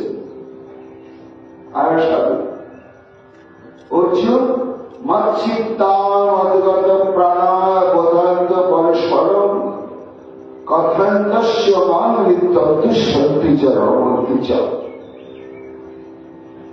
শোনো অর্জুন, তারাই প্রকৃত সাধু, যাদের জীবিকা নির্বাহের কোন তাড়াহুড়া নাই, এমনকি মাদুকরি করতেও জানে না, চলবে কি করে এই চিন্তাটাও তাদের মনের মধ্যে ঢোকার জায়গা নেই। কি করে তারা না, প্রথমেই হচ্ছে চিন্তা মনগত প্রাণা। চিন্তা শব্দে তাদের চিন্তনীয় স্মরণ মনন কীর্তনীয় বিষয় আমি, আমার প্রসঙ্গ তারা ছাড়া শোনে না, আমার প্রসঙ্গ ছাড়া বলে না, আর তাদের চিন্তন শক্তি আমার লীলা চিন্তন ছাড়া করে না। পেট চলবে কি করে, বাড়িঘর ভেঙে পড়ছে ভালো হবে কি করে, এইসব ধাঁধা তাদের নেই। কেন না, উনি তো দায়িত্ব নিয়েছেন অনন্য সিদ্ধান্ত প্রচুর বাসাতে। তাই অর্জুন যারা দিন রাত আমাগত চিত্ত আমাগত প্রাণ এইরকম ভক্ত কেবল আমার কথা বলে আর একদল শোনে, আবার ওরা বলতে আরম্ভ করে, এরা শোনে, এরাই হচ্ছে প্রকৃত সাধু। তা সাবরী প্রথম ভজনের অঙ্গ হচ্ছে এইরকম সাধু সঙ্গ করা। ভাগবত বলেছেন, ভগবান গোবিন্দের মা দেবহূতিকে বললেন, শতান প্রসঙ্গান মম বীর্য সংবিদ ভবন্তি কত রসায়ন কথা তৎসনার আসবর্গ বর্মণি শ্রদ্ধানতি ভক্তির অনুপ্রবিশ্যতি। ওই যে বলছে মাধব সাধু মানে বুঝতে হবে তাদের মুখেও আন কথা নেই, নিরন্তর আমার কথা নিয়ে ব্যস্ত। সাধুদের কাছে গিয়ে সঙ্গ করতে আগে দুখানে বসে থাকো, চলে এসো। গা টিপতে হবে না, পা টিপতে হবে না, টাকা পয়সা দিতে হবে না, ফলমূল কিছু দিতে হবে না, শুধু যাও, চলে এসো। আর কান পেতে তারা যা বলছেন সেটি শ্রবণ করো। শুধু গিয়ে যাবো, চলে আসবো, শুনবো, তাতেই হবে? আর কিছু করতে হবে না? না, ওই তাদের কাছে গিয়ে কিছুক্ষণ থেকে থেকে চলে আসলে তাতেই ক্রিয়া আরম্ভ হয়ে যাবে। কিভাবে ক্রিয়া আরম্ভ হবে? সার্বিক প্রাপ্তির মহিমা কি না, শাস্ত্র বলছেন, একুশমি কেদার জলপূর্ণ স্থিতে সমীপ কেদার যথা আর্দ্র ভবতি তথা এতদুই দানাম বেতিশাম সমবেদ প্রাণী নিবৃত্তি জায়তে। অর্থাৎ কেউ খরাকালে যে ধানের চাষ করবেন, তো চারিদিকে আলটা বেঁধে জল দিয়েছে। এবার আলের পরবর্তী জমি সে ধান লাগাবে না, আল মানেই জল দেয়নি। কিন্তু ঘুরতে ঘুরতে জমিতে সে দেখছে যে তার জমিটা কাদা কাদা হয়ে গেছে। যে আল বেঁধে জল দিয়েছে তাকে জিজ্ঞাসা করছে, দাদা আপনার জমিতে আপনি জল দিয়েছেন, জল হয়ে গেছে, ঠিক আছে, আমি তো আলো বাঁধিনি, জল দিইনি, আমার জমিটা কাদা কাদা কেন? তিনি বলছেন, শুনুন, আরে আপনার জমি আমার জমিতে একই, মানে শুধু আলটা রয়েছে। আপনার জমিটা আমার জমি সংলগ্ন হয়ে আছে, তো সংলগ্ন হয়ে থাকার জন্য জল সিঞ্চন না করলেও রসে কাদা হয়ে গিয়েছে। তার তত্ত্বটা কি না, সাধুগণের হৃদয়টা হচ্ছে ভক্তি প্রেমরসে পূর্ণ ক্ষেপ। তারা হরিকথা বলে শোনে ছাড়া আর কোনো কাজ নেই। এবার তাদের কাছে গিয়ে যদি 2-4 মিনিট করে প্রত্যেকদিন বসে বসে থেকে থেকে আসা যায়, তাহলে ওইভাবে তাদের কাছাকাছি বসতে বসতে বসতে বসতে নিজেই জানা যাবে না যে ত্রিতাপ তাপিত শুকিয়ে যাওয়া আমার হৃদয়টা কবে প্রেম ভক্তি জলে পরিপূর্ণ হয়ে গেছে। এই জন্যই প্রভু রামচন্দ্র সকলকে বললেন, মা, প্রথম উপদেশই হচ্ছে সাধু সঙ্গ কর। সাধুদের মুখনিসৃত আমার যে অপ্রাকৃত অতি সুমিষ্ট মধুরাতি মধুর লীলা কথা শ্রবণ কীর্তন হয়, সেটা যদি একটু কান পেতে শুনতে থাকো, তাহলে শ্রদ্ধারতি ভক্তির অনুক্রমিষ্যতি, ভজনের যে ক্রমগুলো সেগুলো ক্রমে ক্রমে আসবেই। এই জন্যই মহাপ্রভু বললেন, কৃষ্ণ ভক্তি জন্মমূল হয় সাধু সঙ্গ, কৃষ্ণ প্রেম জন্মে দেহ গুণ মুখ্য অঙ্গ। এবং সনাতন গোস্বামীপাদকে বললেন, কোন ভাগ্যে কোন জীবের শ্রদ্ধা যদি হয়, তবে সেই জীব সাধু সঙ্গ যে করা। আর সাধু সঙ্গ হইতে হয় শ্রবণ কীর্তন, সাধন ভক্তে হয় সর্বার্থ নিবর্তন। এই জন্য ভজনে আদিতেও সাধু সঙ্গ, অন্তেও সাধু সঙ্গ, আর মধ্যেও সাধু সঙ্গ। সাধু সঙ্গের দ্বারা হয় না এমন কোন কিছু নেই। তাই প্রভু রামচন্দ্র বললেন যে, মা, প্রথম হচ্ছে প্রথম ভগবতী সন্তনহু কর সংজ্ঞা, দুসরি রতি মম কথা প্রসঙ্গা। 2 নম্বর ভক্তির অঙ্গ কি না, 2 নম্বর ভক্তির অঙ্গ হচ্ছে আমার কথাতে রুচি আনা। অর্থাৎ বোঝা যাক না যাক, ভালো লাগুক না লাগুক, যখন সাধুদের মুখে আমি জানতে পেরেছি যে গোবিন্দের কথা শ্রবণ ব্যতিরেকে আর আত্মরক্ষার কোন দ্বিতীয় সহজতম উপায় নেই। এই শ্রবণাঙ্গটা এমন অদ্ভুত ব্যাসমণিত অদ্ভুত সংবাদ জানিয়ে দিলেন। ভাগবতের মঙ্গলাচরণের 2য় শ্লোকেই বলছে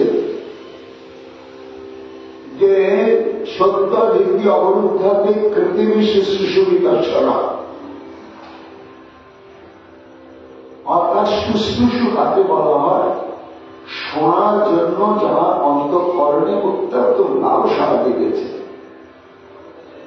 দৃষ্টান্ত স্বরূপ কোথাও ভাগবত হবে, প্রচার হচ্ছে, আমি মনে মনে গুছিয়ে দিয়ে রেখেছি শুনবো শুনবো শুনবই। দিনটা যত এগিয়ে আসছে আমার অনুরাগ ততই বাড়ছে। উমা, যেদিন ভাগবতী কথা আরম্ভ হলো, আমারও বিপদ এসে উপস্থিত যেতে পারলাম। ভাগবত কথা শোনা হলো না, ভাবতে হয়ে গেল ভাগবত, আক্ষেপ করতে লাগলাম। সবাই বললে তোমার দুর্ভাগ্য, কি ভাগবত শুনতে পেলে না তো, এই জন্য তোমার সব বেকার। আমিও তাই ভাবলাম। কিন্তু মহর্ষি কৃষ্ণদেব বেদব্যাস কি বলছে, বলে না না, ও যে শুনতে প্রচন্ড ইচ্ছা করেছিলেন, শোনানো দরকার হলো না, প্রচন্ড ভাবে ভাগবতী কথা শ্রবণ করার ইচ্ছা অন্তরে জাগার জন্য ভগবান বললেন কষ্ট করে তোমাকে শুনতে হলো না, ইচ্ছা করেছ, এর জন্য আমি তোমার হৃদয়ের মধ্যে গিয়েছিল গানের জন্য বাধা পড়ে গেলাম। ওষুধ না খেয়ে কেবল ওষুধ খাবার ইচ্ছা করলে বেরাম সারবে। এক থালা অন্ন ব্যঞ্জন না খেয়ে খাওয়ার ইচ্ছা করলে কখনো পেট ভরে? হয় না। কিন্তু ভাগবত বলছে, এই যে প্রভু রামচন্দ্র বলছে, আমার কথাতে রতি মানে শ্রবণাসক্তি, এটি আনতে হবে মা। এই হচ্ছে দ্বিতীয় উপদেশ। গুরু পদ পঙ্কজ সেবা দৃশ্য ভগবতী অমান। 3 নম্বর হচ্ছে গুরু পদাশ্রয়। গুরু পদাশ্রিত হয়ে গুরু সেবা করতে হবে। গুরু পদাশ্রিত হতে হবে কেন? ওই পুঁথিতে তো মন্ত্র লেখা আছে, হরিনাম লেখা আছে, কেমন করে জপ ধ্যান করতে হবে তার বিধি সুন্দর করে লিখে দেওয়া আছে। আর বর্তমান কালে তো আমাদের ফেসবুক আছে, সেখানে পাই আমরা কিছু এমন পাই। কাজে কাজে আমার গুরুদেবের দরকারটা কি? আর গুরুই হচ্ছে তো মূল। সে ভগবান জীবকে সরাসরি ভাবে অঙ্গীকার করেন গুরু তত্ত্ব রূপেই। একটা দৃষ্টান্ত আছে, এক ধরনের কাঁচাকে আতস কাজ বলা হয়, অর্থনীতির প্রাকৃতিক কাজ। সে কাঁচের বৈশিষ্ট্য কি দেখুন, সেই জ্যৈষ্ঠ মাসে ভয়ঙ্কর রোদ্দুর, তাপ সহ্য করা যাচ্ছে না। রোদ্দুরের তাপ যতই প্রখর হোক না কেন, কোথাও আগুন জ্বলে না। কিন্তু যদি সূর্যের কিরণের সামনে ওই কাঁচটাকে ধরে কাঁচের তলায় একটা খড় বা কাগজ রাখুন, কিছুক্ষণ পরে দেখবেন ধোঁয়া বেরোতে বেরোতে তপ করে জ্বলে উঠেছে, আগুন জ্বলে উঠে। আগুনটা জ্বলল কি করে? আগুন সৃষ্টি হলো কি করে? ওই সূর্য কিরণে।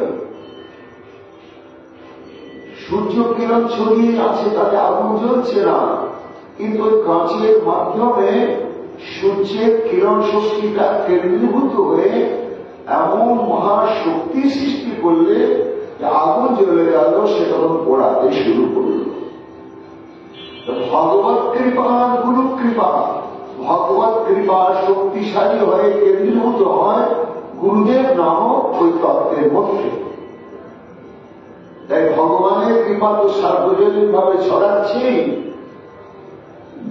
কিন্তু সেই কৃপা শক্তিশালী হয়ে ক্রিয়াশীল হয় কখন না, গুরুদেবকে যখন আমরা আশ্রয় করি। গুরুদেবের মধ্যে ভগবানের সেই শক্তিটি রয়েছে। এই জন্য তৃতীয় উপদেশ হচ্ছে গুরু পদাশ্রয় আর পঙ্কজ সেবা, গুরুদেবের সেবা করা। এটি বিরাট ভজনাঙ্গ, বিরাট বিরাট। 2 প্রকার সেবা, একটি হচ্ছে পরিচর্যারূপী সেবা, আর একটি হচ্ছে প্রসঙ্গ রূপা সেবা। এই 2 প্রকারে গুরুদেবের সেবাতে আমাদের আগ্রহী হতে হবে। এর প্রমাণ শ্রীমদ ভাগবতে সুন্দর করে বলেছে। এখন মহারাজ যুধিষ্ঠির দেবশ্রী নারদকে বলছে যে আমরা তো গৃহস্থ লোক, কামক্রোধের দাস, চঞ্চল চিত্ত, তাতে কর্মফলের প্রভাবে প্রভাবান্বিত। তা দেবশ্রীপাদ, তুমি আমাদের এমন উপায় কিছু বলে দাও যাতে কাম ক্রোধ লোভ মোহ এগুলোকে আমরা জয় করতে পারি, তার প্রভাব থেকে মুক্ত হতে পারি, জীবনকে আমরা সার্থক করতে পারি। দেবশ্রী নারদ বলছেন, মহারাজ যুধিষ্ঠির তুমি আসল প্রশ্ন করেছে, এই প্রশ্ন কারোর মনে যাবে না। শোনো, এই মনুষ্য জীবনকে সার্থক করতে গেলে এই সমস্ত প্রভাব থেকে মুক্ত হতে হবে। তার উপায়টা অসংকল্পাচয়ের কাম ক্রোধ কাম বিবর্জনা অর্থার্থের সায়ালোভম ভয়ঙ্কর তাব বসানা। অর্থাৎ সংকল্প পরিত্যাগ দ্বারা বিষয় স্পৃহা কামকে জয় করতে হবে। ভোগে স্পৃহা সংকল্প পরিত্যাগ। কেমন সংকল্প পরিত্যাগ? না, একদিন না খেলে থাকতেই পারি না, অভ্যাস হয়ে গিয়েছে। কিন্তু দীক্ষা গ্রহণ করেছি, গুরুদেব বলে দিয়েছে বাবা একাদশী করতেই হবে। কিন্তু একাদশীর দিন এসে গিয়েছে, বুঝতে পারছি করা কর্তব্য এবং গুরুদেবের আদর্শ বটে। সেই দিন কি হয় না, প্রতিজ্ঞা করি যে যত খিদে বা যত কষ্টই হোক ধর্মকে আমি ত্যাগ করব না। এটাকে বলা হয় সংকল্প ত্যাগ। একটা দৃষ্টান্তের দ্বারা সব বুঝাতে হবে। তেমনি অবৈধ সঙ্গ করতে মনে বাসনা যাচ্ছে, কিছু না করব না, এইভাবে কামকে অবস্থাকে জয় আর হিংসাকে বর্জন করলে ক্রোধ প্রশমন হয়। অর্থ হচ্ছে অনর্থের মূল। যদি অসংযত চিত্তবৃত্তি মানুষের হয়, তার হাতে যদি অর্থ পড়ে, সারা জীবনই সেটা অনর্থের কারণ হয়ে যায়। এই জন্য অর্থ যে অকিঞ্চিৎকর বস্তু, এই তত্ত্বজ্ঞান লাভ করলে আসক্তিটি কমে যায়। তত্ত্ব বিচারের দ্বারা মৃত্যু ভয়াদি থাকে না। আনে শিক্ষা শোকমহ দম্ভ মদ উপাসায়াম যুগান্তরায়ণ মৌল হিংসা কামত্তা হিমায়া। হে মহারাজ, মহৎ উপাসনা দম্ভ দম্ভ বা অহংকারকে জয় করতে হয় সাধু সেবা। পাচ্ছি না, কিন্তু ঘাম যারা পরিশ্রমে যা উপার্জন করছি তার একটা অংশ সাধুদের সেবা করছি, বা সম্ভব হলে নিজে শারীরিক ভাবে একটু গিয়ে সেবা করে আসছি। এইভাবে মহতের সেবা করতে থাকলে ক্রমে ক্রমে যে দম্ভ বা অহংকার সেটি আস্তে আস্তে চিরকালের জন্য বিদায় দিয়ে নেয়। কৃপয়া বুধজং দুঃখম দৈবম জানা সমাধিনা আত্মজন যোগ বিচ্ছেদ নিদ্রাণ সত্য হিসেবে করা। অহিংসা এবং সদাচার এটি সংকল্পিত চিত্তে পালন করতে থাকলে জীব কর্তৃক প্রদত্ত যে দুঃখ আমরা পাই এবং মর্মাহত হয়ে যায়, এই সমস্ত দূর হয়ে যায়। আর হঠযোগ, প্রাণায়াম, এই সমস্ত যোগক্রিয়া অভ্যাস করলে শরীর নিরোগ হয়, ভজনের যোগ্য থাকে। তারপরে রজস তপস্য সত্যের সত্যম চোখ সময় চল। এ তো এখন যুধিষ্ঠির বলছেন, হে দেবশ্রী নারদ, এটা আমিও যে কিছু জানি না তা নয়, আমিও জানি আর আপনিও বললেন। কিন্তু কথা হচ্ছে সমাজে এইরকম মানুষ আছে, সব জানে বোঝে কিন্তু পারে না।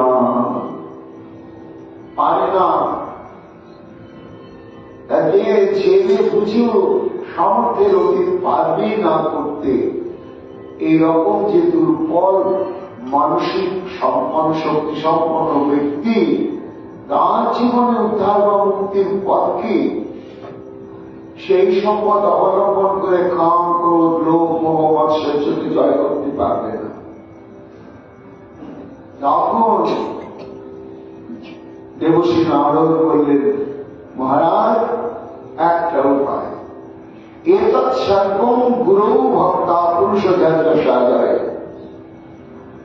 যদি আমার গুরুদেব হচ্ছেন সাক্ষাৎ ভগবান, এই দৃঢ় বিশ্বাস নিয়ে যদি কায়, মন, বাক্য এবং যথার্থ সবকিছু দিয়ে যদি প্রাণ করে গুরু সেবা করতে পারে কেউ, তাহলে কাম, ক্রোধ, লোভ, মোহ, মৎসর্য ইত্যাদিকে জয় করবার জন্য আর অন্যান্য কোন পথ অবলম্বন করতে হবে না, হবে না, হবে না।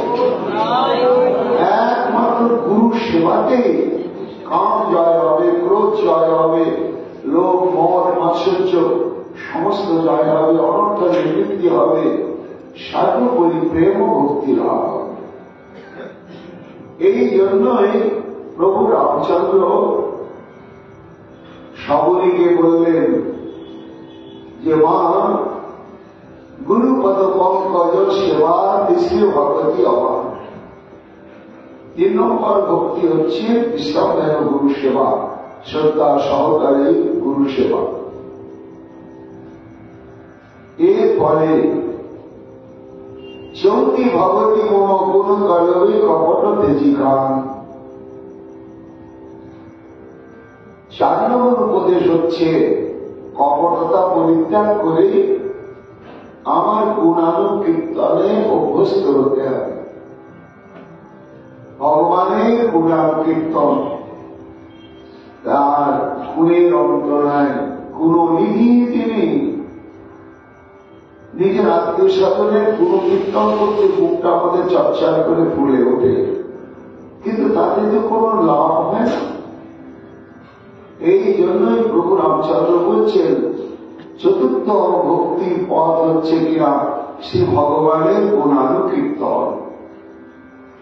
ভগবানের গুণানুকীর্তন করাতে যে সার্থকতা আছে, এর প্রমাণ কি?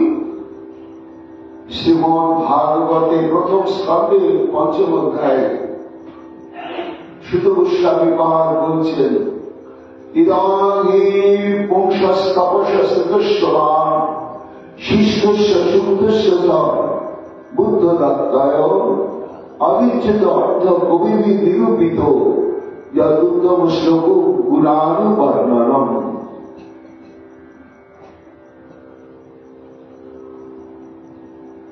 অর্থাৎ ভুল বললাম, দেবশ্রী নারদ বলছেন মহর্ষি বেদব্যাস।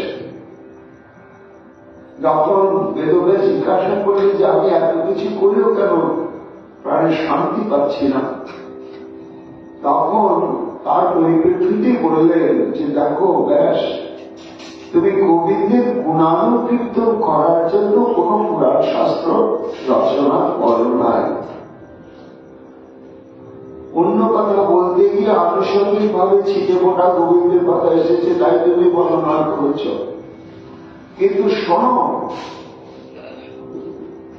একটি তত্ত্ব, ইদঙ্গি পুংসস্তপস্য, একটি মানুষের কঠোর তপস্যার পথকে অবলম্বন করে যে সারা জীবন তপস্যা করে যে ফল হয় বা না হয়, নিত্য বেদের মন্ত্রগুলো শ্রবণ করে যা ফল পাওয়া যায় বা না যায়, শিষ্টস্য সমস্ত যজ্ঞানুষ্ঠান করে যে ফল পাওয়া যাবে বা না যাবে, সুপ্তস্য পুরুষ শুদ্ধাদির দ্বারা নিরন্তর আবৃত্তি স্তুতি করে যে ফল পাওয়া যাবে না যাবে, কবিদের নিরূপিত সমস্ত বিদগ্ধ সাধুগণ বলেছেন একমাত্র গোবিন্দের গুণানুকীর্তন যদি ভুলভাল ভাবে আমরা করতে পারি, তাতে সব লাভ হয়ে যায়। এই জন্য সুরে হোক বেসুরে হোক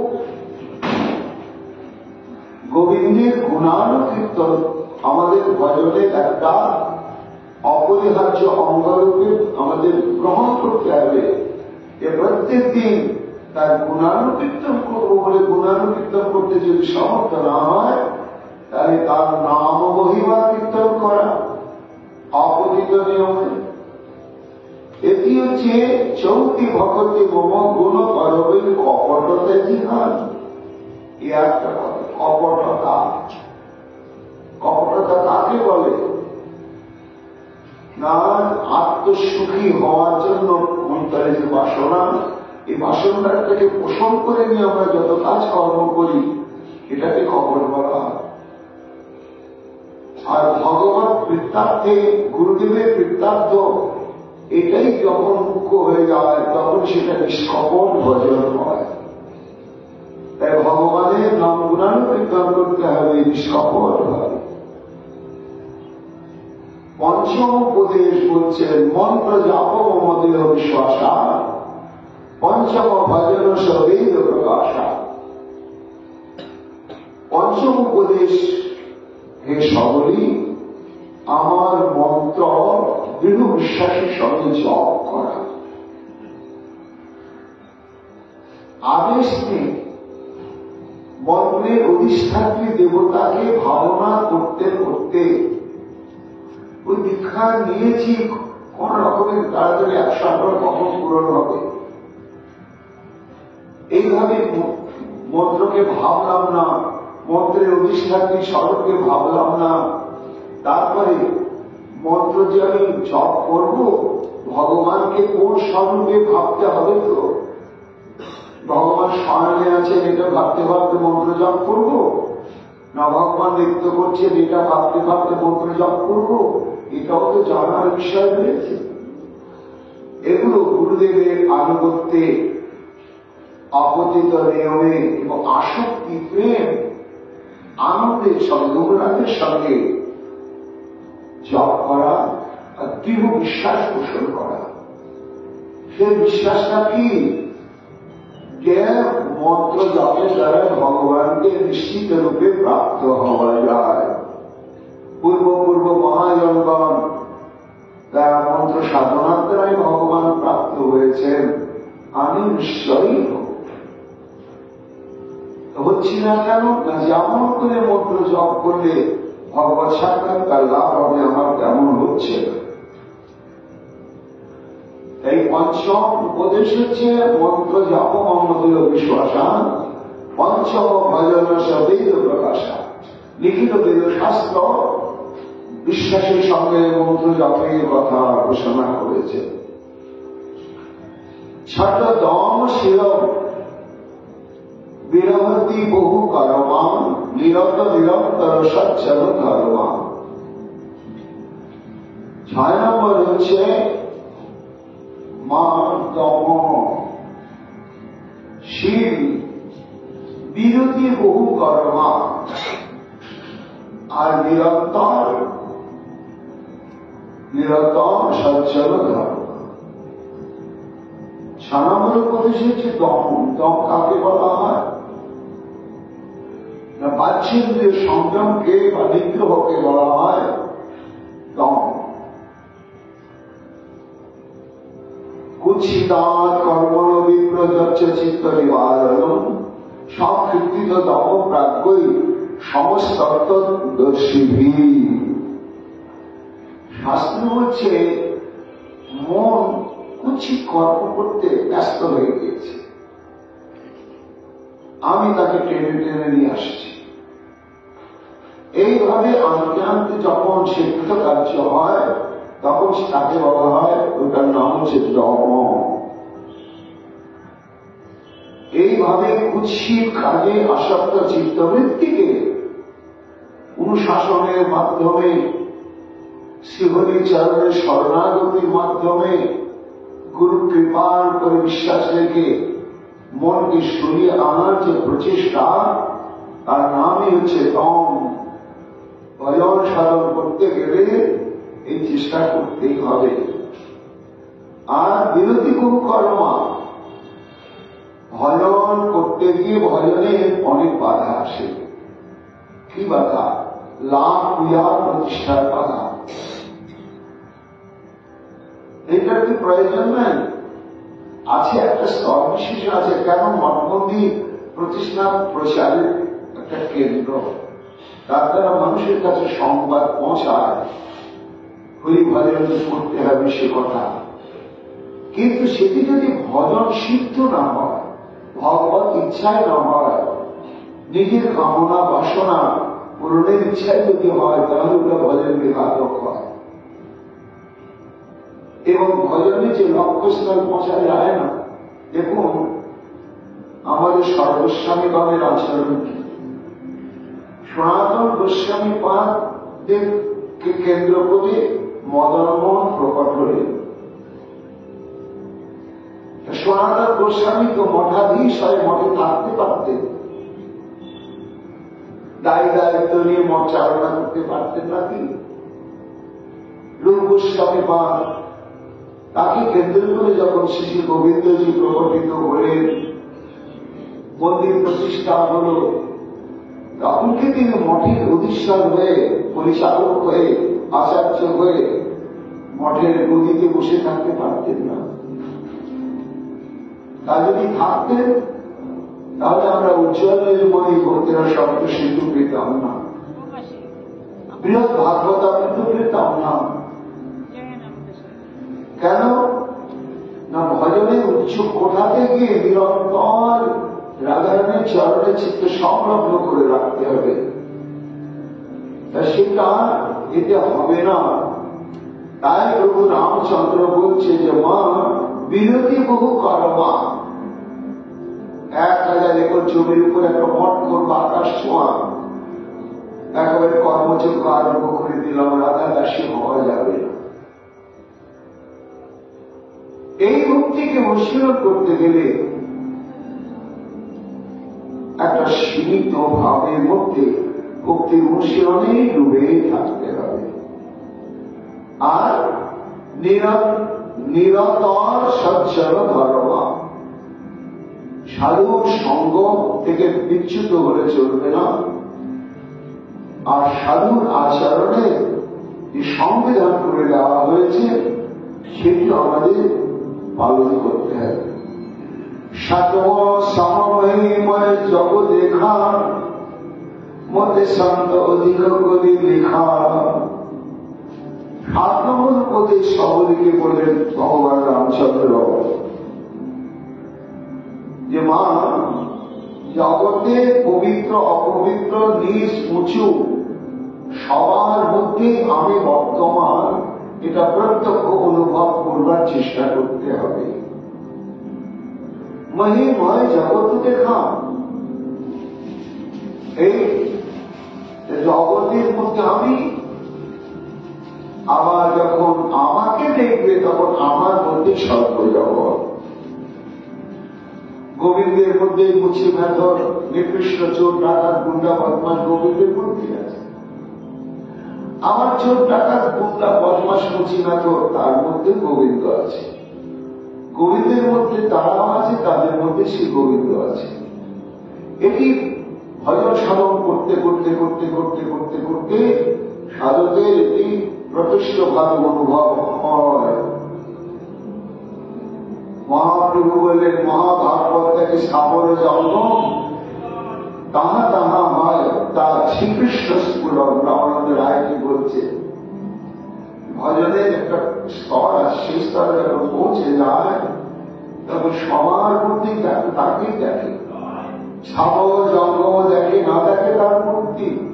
গাছকে দেখলে গাছ দেখে না, তার মধ্যে কৃষ্ণকে দেখছে। সর্বত্র হয় নিজ ঈশ্বরের স্ফূর্তি। অভিনব নবযোগেন্দ্র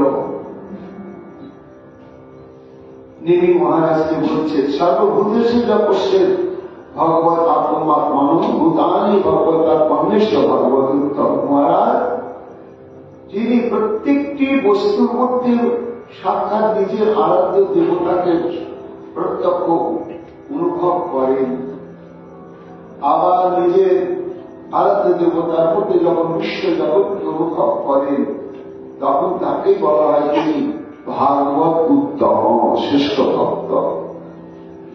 এই জন্য প্রভু রামচন্দ্র মাকে বললেন সকলকে, যে মা সকলেই সর্বজীবে আমাকে দেখা। আর তৃতীয় হচ্ছে কি, আমার চাইতে সাধুকে অধিক সম্মান করা। কেন ভগবানের চাইতে সাধু বড় কেন? জগতে যদি সাধুই না থাকতো, ভগবানকে কেউ চিনত না, জানত না, ভগবানের মহিমা জগতে প্রচারিত হতো না। ভগবানের ভগবত্তার পরিচয় সাধুগণে প্রচার করছেন। এই জন্য মহিমার বিচারে ভগবান নিজেই বলছেন, মা আমার চাইতে সাধুগণের সম্মান অধিক করে করতে হবে। আত্মা যথা নব সন্তোষা স্বপ্নেও নাহি দেখুই বড় দোষা। 8 নম্বর উপদেশ হচ্ছে সৎ প্রচেষ্টার দ্বারা যা জুটল তাতেই সন্তুষ্ট থাকা। আর স্বপ্নেও কারো দোষ দেখতে হবে।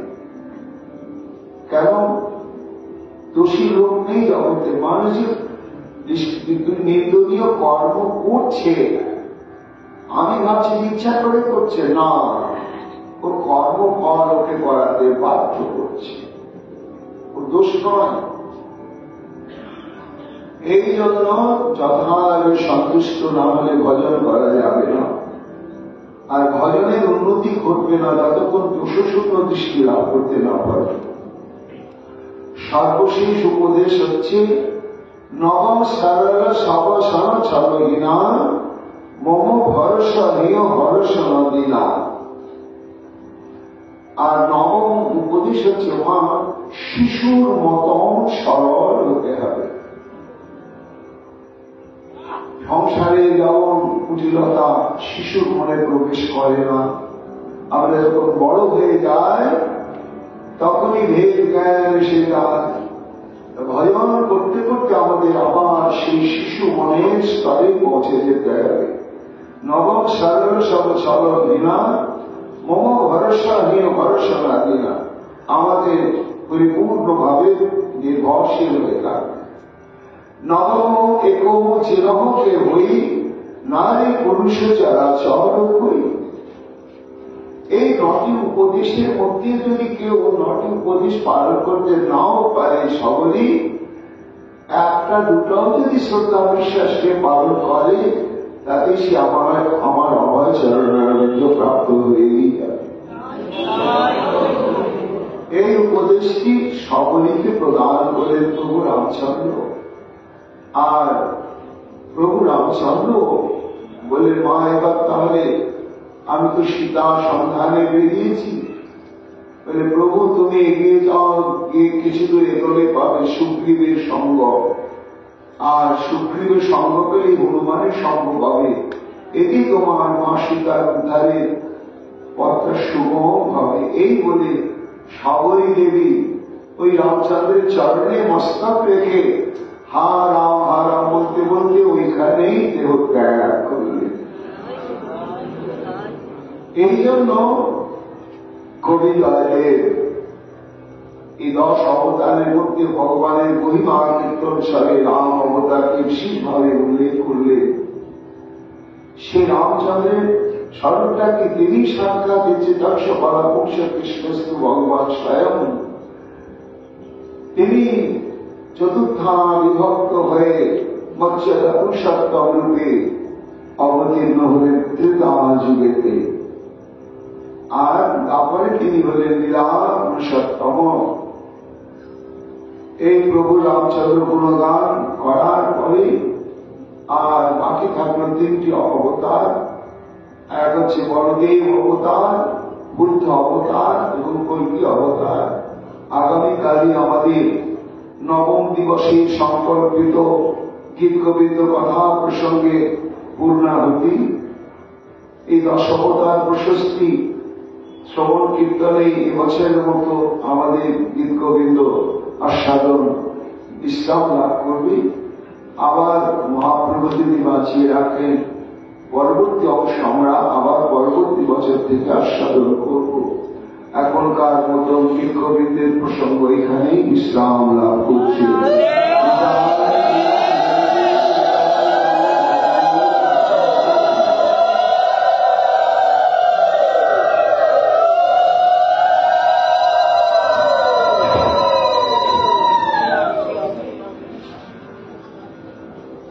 জয় জয় রাধে কৃষ্ণ রাধে।